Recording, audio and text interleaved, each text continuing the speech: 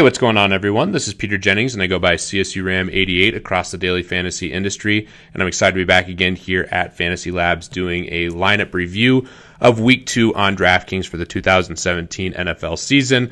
Was a really interesting week. Had a lot of sweats, especially going into the Sunday night game. The last time Montgomery touchdown did cost me a big chunk, which I talked about on the Three Donkeys pod, but overall pretty happy with my thought process and my picks, with the exception of one guy who I'll be reviewing here in a second. I'm going to be taking a look at the Three Donkeys League as well as the DFS Edge League, Big Double Up, and the Millionaire Maker. Lost a lot of pride this week. Michael Crabtree scored all the touchdowns. Amari Cooper did poorly.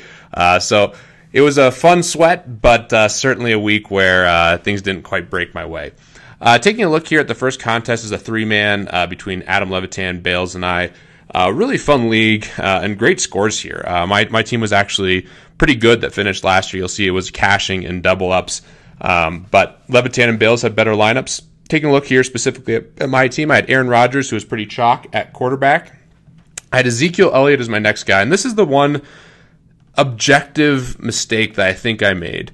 And throughout the week, he wasn't on my teams initially, and I just kept bumping up his projection given that he'd been more involved in the passing game.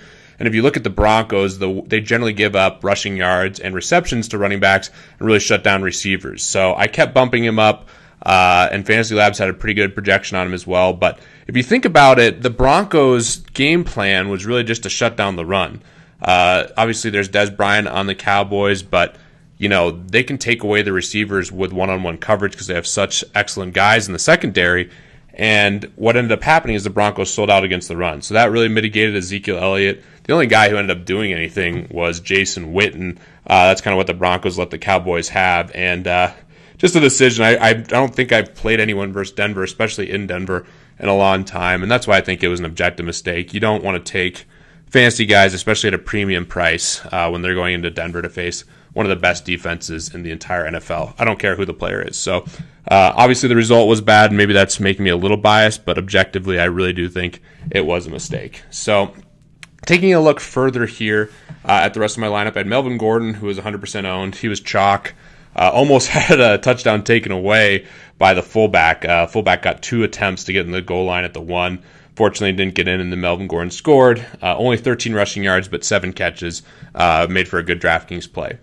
Keenan Allen I also had, so negative correlation with those two, but I thought the matchup was so good. And Keenan Allen didn't even score a touchdown and still had a great week. 9 catches, hit the 100-yard bonus right on the numbers. So great week for Keenan Allen. He was also chalk.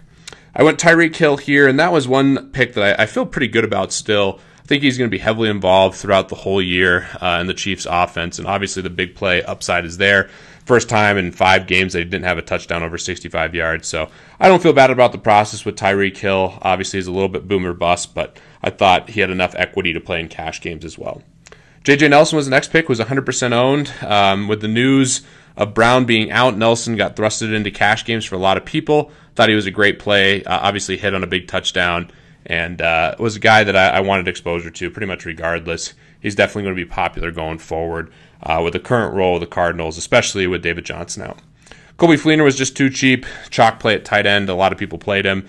I thought it was a good play, got lucky with the touchdown, but the price was just too cheap. And then Ty Montgomery, who is the biggest chalk of the entire weekend, going against the Falcons, who are terrible against pass-catching running backs. He had a great price and just was uber chalk across the industry. So I went with the Steelers D after Bradford was ruled out. I thought that was really sharp as well, and unfortunately just didn't hit on defense. Levitan had a great team, really similar here. Did play Kareem Hunt, Doug Baldwin, as well as Austin Hooper here. So that was a 3 versus 3. Hooper I thought was a pretty sharp pivot away from Fleener, also in a good matchup, you know, that Atlanta's going to throw, and it was going to be a shootout. So I don't hate that play. I thought Fleener had a little more equity, but in tournaments it made a lot of sense with Hooper. And then Doug Baldwin had a really nice game, and then Kareem Hunt was the big difference over Ezekiel Elliott, and that was really sharp here by Levitan. Got him at 33% owned. Bales wins it. Great lineup here. Big difference was taking Brady and then Christian McCaffrey and Julio, as well as Marquise Lee. The only thing is we got to give Bales a little grief here. Made a critical black and white mistake, not something that you're just judging based on the pick, but make sure you learn from this. You want to make sure you put the latest guy in the flex Bales does know this. I'm sure he was just managing a lot of different lineups and put this lineup in by hand. But Melvin Gordon should have been the running back. Ty Montgomery should have been the flex, just in case he needed to pivot. And there was a big, easy pivot with Ty Montgomery to Devontae Adams that I took advantage of, and a lot of other people did in certain games. I did not do it in this game. I had some other games that had more equity and more dollars involved where I was trying to make all the correct swaps. So overall, really good league. Everyone put up good scores, but I lost pride here in the 3 Donkeys 3-man. In the 5-man, I lost as well with a little different team. Kind of went for more leverage here. Played Leonard Fournette, who I thought was going to be a good play with the Jaguars D. That game didn't go how I thought it would go at all. Really thought the Jags D made a leap.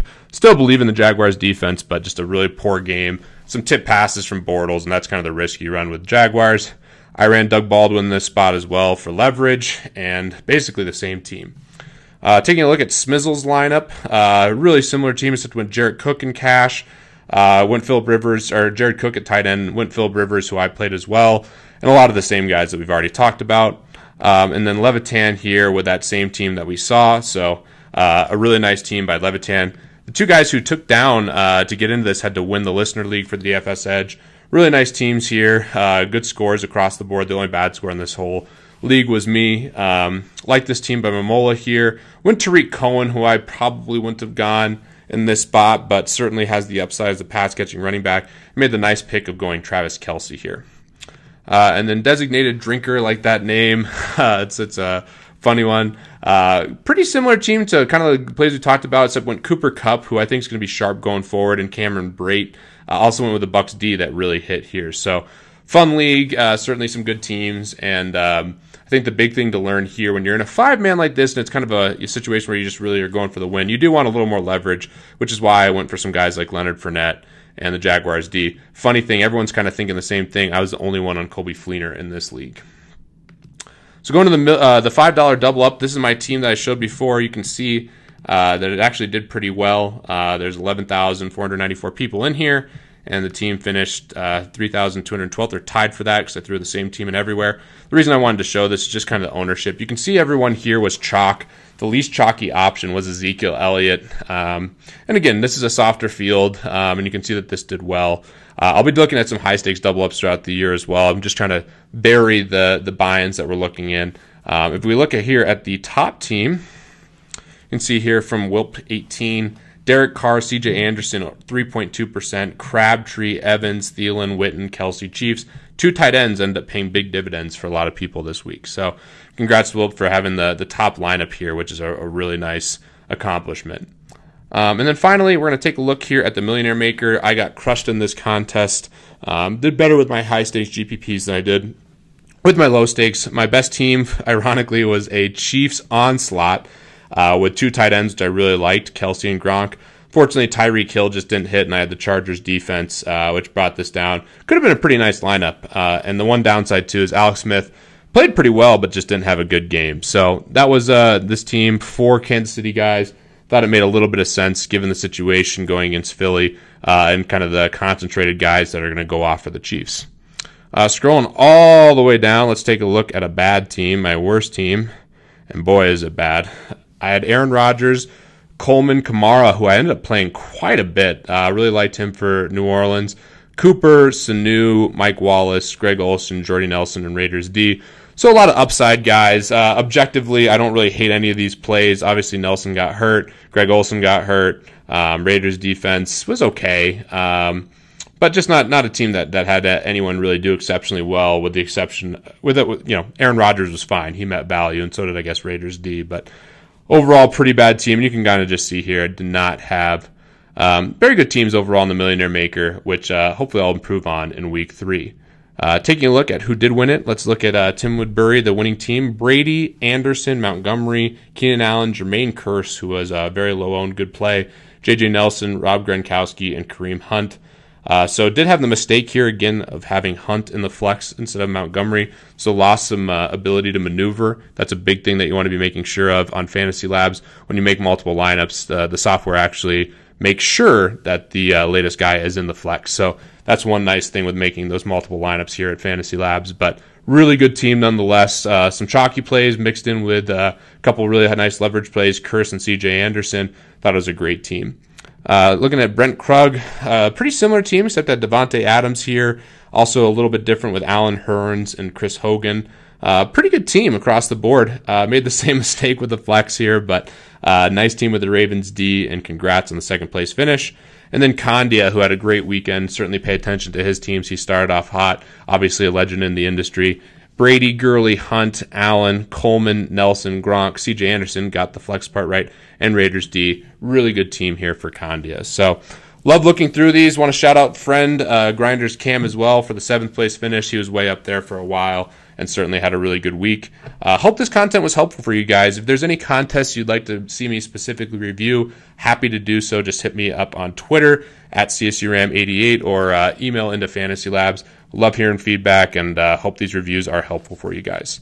As always, good luck in week 3, and hope to see more Fantasy Labs subscribers at the top of the leaderboard.